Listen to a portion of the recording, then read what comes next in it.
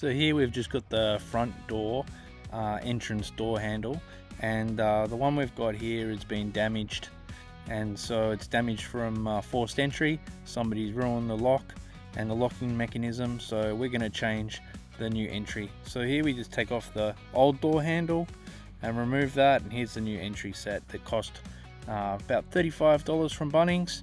So it's a good DIY job you can do yourself, and not too difficult. You just need your screwdriver set, and you can just pull it apart here, and you've got your 2 to 3 keys, and yeah, away you go.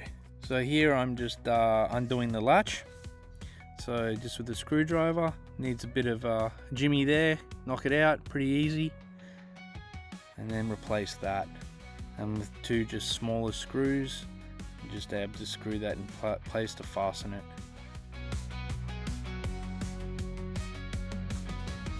So here's the external entrance key area, and you can just place it through, and it all lines up with the 2 screw holes, the barrels on either side, and the middle one down the center, which is the locking mechanism. You can get your screws and line the next. Make sure that that locking mechanism isn't open so that it slides in properly. There you go.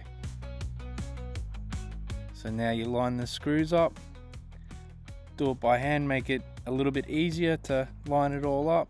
Pull the handle down to get better access, and then start screwing it up